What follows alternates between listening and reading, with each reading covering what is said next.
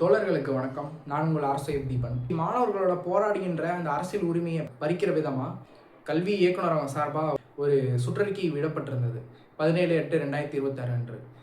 மாணவர்கள் அரசியல் கட்சிகள் ஜனநாயகங்களோட எதிர்ப்பினால இன்னைக்கு திரும்ப பெறப்பட்டிருக்கு.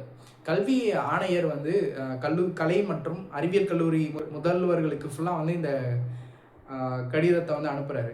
இதில் என்ன குறிப்பிடப்பட்டிருக்குன்னா, இடதுசாரி கட்சிகள் காக்ரோச் ஜனதா பார்ட்டி நடத்துகிற எந்த ஒரு போராட்டத்திலும் மாணவர்கள் கலந்துக்கூடாது, அதை தடுக்கிற விதமாக நடவடிக்கை எடுக்கணும் அப்படின்னும், அதுக்கு உயர்கல்வி, பள்ளிக்கல்வி, காவல்துறை, மாவட்ட நிர்வாகம் ஆகிய இந்த துறைகளுக்கிடையே ஒரு இடைத்தொடர்பு வச்சு ஒரு கூட்டு நடவடிக்கையில் ஈடுபட்டு இந்த போராட்டத்தை தடுக்கிற விதமாக நடவடிக்கை எடுக்கணும்.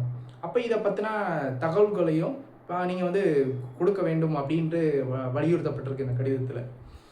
14/8/2026 அன்று தலைமைச் செயலாளர் அலுவலகத்திலிருந்து இந்த கடிதம் அனுப்பப்பட்டு இன்னைக்கு கல்லூரி ஆணையருக்கு மேற்படி உத்தரவாக இன்னைக்கு போயிருந்திருக்கு. ஜூலை மாத சட்ட ஒழுங்கு குறித்த அந்த பரிசீலனை கூட்டத்தில் எம் சாய்குமார் தலைமைச் செயலாளரோட அறிவுறுத்தல் படி தான் இன்னைக்கு இந்த கடிதம் இங்கே கொடுக்கப்பட்டிருக்கு அப்படின்றது இன்னைக்கு நம்மளுக்கு தெரிய வந்திருக்கு. அப்போது இன்னைக்கு கல்லூரி நிர்வாகம், கல்லூரி கல்வி ஆணையரகம் இன்னைக்கு என்ன செஞ்சிருக்கு, இந்த மாணவர்கள் போராட்டத்தை ஒடுக்கிறத என்ன செஞ்சிருக்கு அப்படின்ற தலைமைச் செயலாளரோட கேள்வி இன்னைக்கு மக்களோட உரிமைக்காக இன்னைக்கு போராடக்கூடிய மாணவர்களை இன்னைக்கு கேள்வி கேட்குற மாதிரி இன்னைக்கு இருக்கு. இப்போ இன்னைக்கு உரிமைக்காக இன்னைக்கு போராடி கொண்டு இருக்கிற மாணவர்களை ஒடுக்கிற விதமாக தான் இந்த நடவடிக்கை இருக்குது. காவல்துறையோட அடக்குமுறை ஏவுற விதமாக தான் இந்த நடவடிக்கைன்றதை நம்ம பார்க்க வேண்டியது இருக்கு. அப்போ இதை பற்றி சட்டசபையில் உயர்கல்வித்துறை அமைச்சர் விஸ்வநாதன் என்ன சொல்கிறாரு, கல்லூரிகளில் ஒரு சட்ட ஒழுங்கை பேணுவதற்காக இந்த கடிதம் அனுப்பப்பட்டிருக்கு, அதில் தெரியா தவறா அரசியல் கட்சிகளோட பேர் வந்துருச்சு அப்படின்னு ஒரு சப்பக்கட்டு கட்டுறாரு. ஆனால் இது திட்டமிட்டே மாணவர்களோட போராடுகின்ற அரசியல் உரிமையை பறிக்கிற விதமாக தான் இந்த கடிதம் அனுப்பப்பட்டிருக்கு அப்படின்றது இன்னைக்கு அதை தான் உண்மை. இதற்கு பொறுப்பேற்று இன்னைக்கு விஸ்வநாதன் பதவி விலக வேண்டும் என்பது புரட்சிகர மாணவர் முன்னணி வலியுறுத்துகிறது.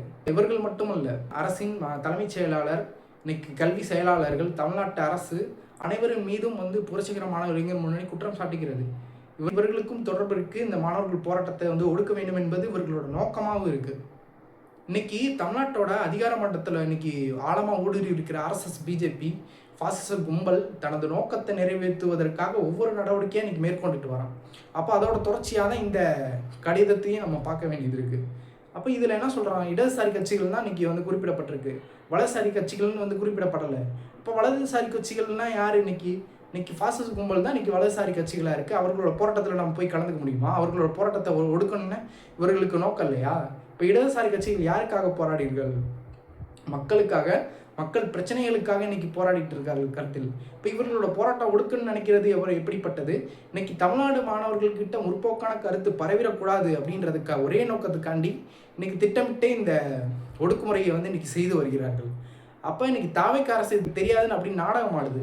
ஆனால் இவர்கள் தான் இன்னைக்கு நீட்டை எதிர்த்து நம்ம மாணவர்கள் களத்தில் இன்னைக்கு போராடுறப்ப ஒவ்வொரு போராட்டத்தையும் இன்னைக்கு காவல்துறையை வச்சு ஒடுக்குனது இந்த தாவேக அரசு தான்.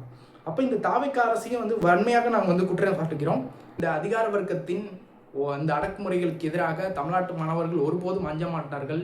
இந்த தமிழ்நாட்டு மாணவர்களின் உரிமைக்கான போராட்ட களத்தில் மாணவர்கள் ஒற்றுமை ஓங்கட்டும், இந்த பாசிச கும்பல் வீழட்டும் என்று கூறி எனது உரையை முடிச்சுக்கிறேன். தோழர்களுக்கு நன்றி.